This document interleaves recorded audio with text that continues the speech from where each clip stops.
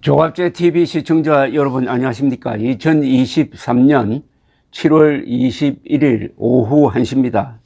오늘 조선일보 사설 제목은 삼불일한 모두 사실, 나라 주권 중국에 내준 매국행위 아닌가라는 내용이었습니다. 사설은 군사 장비 운용에 외국의 간섭을 허용하는 나라가 어디에 있나, 나라를 팔아먹었다는 소리를 들어도 할 말이 없을 것이다. 이 매국 행위에 나라 주권을 지키라고 존재하는 군인과 외교관들이 가담했다니 참담할 따름이다 라고 마감을 했습니다. 매국 행위라고 찍었는데 이 매국 행위의 총책임자는 문재인 전 대통령입니다. 그러니까 문재인이 군사 주권을 적의 동맹국인, 즉 북한 노동당 정권의 동맹국인 중국에 팔아넘겼다는 겁니다. 팔아넘긴 사람이 지금 대한민국을 자유롭게 활보하도록 내버려두면 되겠습니까? 군사 주권을 팔아먹었는데, 한국은 핵무장한 북한 정권을 상대로 국가 존망을 건 대결을 하는 지금 전시하의 나라입니다.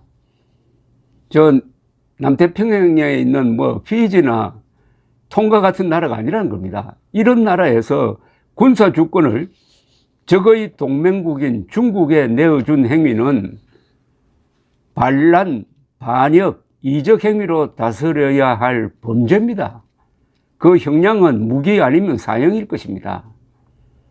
더구나 이런 반역적 행위에 대해서 문재인 정권은 철저하게 국민들을 속였다고 합니다. 속였다? 군사 문제에 대해서 허위 보고를 하면은, 더구나 이걸 전시에 하면은 그 처벌 형량은 더 높아집니다.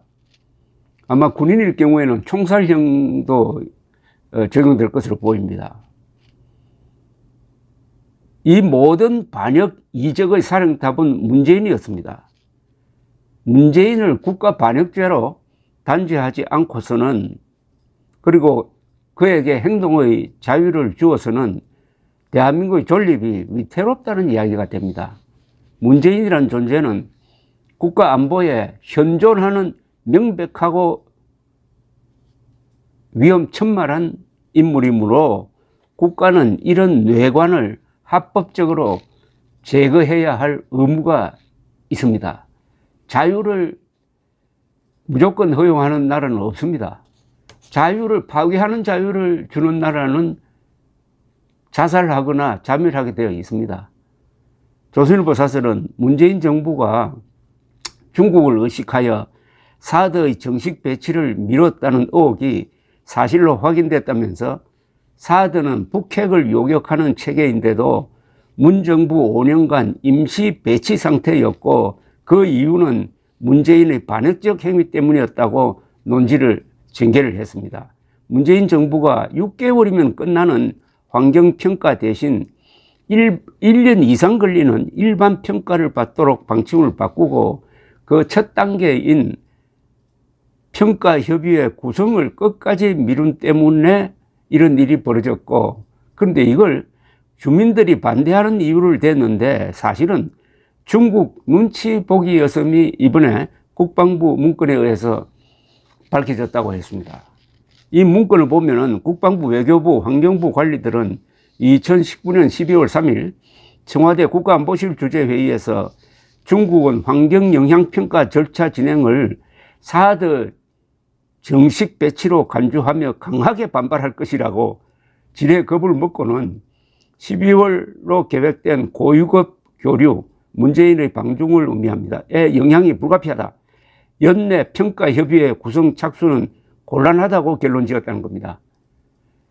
문재인 전 대통령의 방중 3주 전 열린 회의였습니다. 방중에 악영향을 줄까봐 사드 정식 배치 절차를 미룬 것이고, 문정부 5년 내내 평가협의회는 구성되지 못했고, 이 기간에 김정은이가 발작하여 핵미사일을 쏘았다면 우리는 아무런 요격 수단을 갖지 못하고 다 죽었을 거라는 이야기 아닙니까?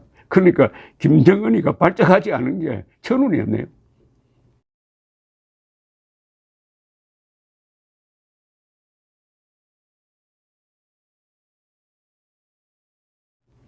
이 사드는 우리 돈으로 도입한 것도 아닙니다. 미군 돈으로 1차적으로는 주한미군을 지키기 위해서 배치한 것인데, 이렇게 괴롭히니까 트럼프 입에서 주한미군 철수해버리자는 말이 안 나오겠습니까?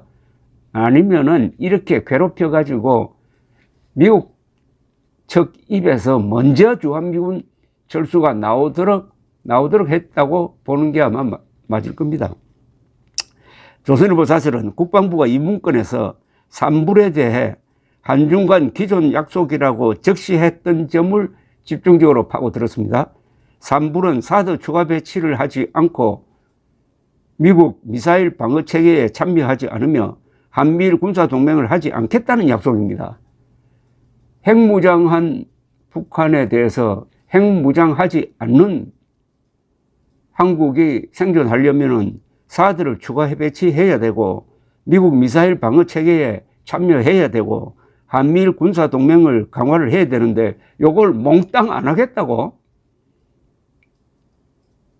적편에 써 있는 중국에 약속을 했으니까 이보다 더한 반역이 어디 있겠습니까? 우리 민족사 2000년의 최악의 반역입니다. 더구나 반역을 어디 힘없는 사람이 한 게 아니고 대통령이 했다는 겁니다. 대통령이 반역자였다는 이 엄중한 사실을 우리는 직시할 필요가 있겠다는 느낌이 확 듭니다. 국방부 문서를 보면은 산불이 우리 정부의 입장 표명일 뿐이라는 문재인 정부의 설명과는 달리 약속이라고 분명히 되어 있다는 겁니다. 그러니까 2020년 7월 31일 국방장관에게 보낸 문건에는, 국방부 문건입니다, 중국은 양국이 합의한이라고 딱 되어 있다는 겁니다. 합의한 산불 일환이 유지되어야 한다는 입장이라는 구절이 등장합니다. 또 일한은 무슨 뜻이냐 하면 사드 운용에 제한을 둔다는 뜻입니다.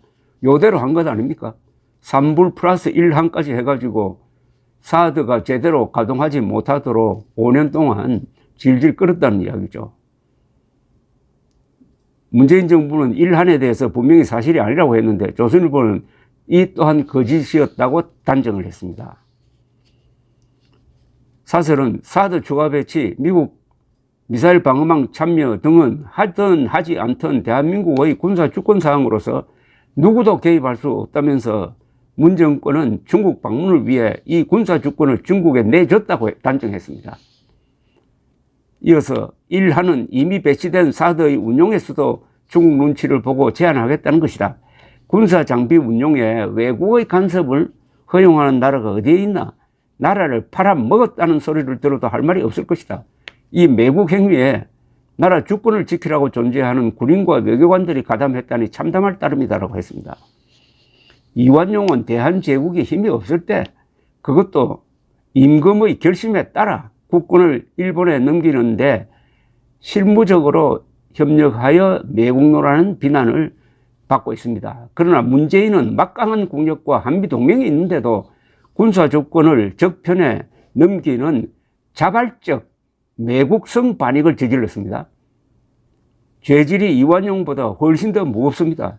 특히 주권자인 국민을 속인 죄는 용서받기 어렵습니다.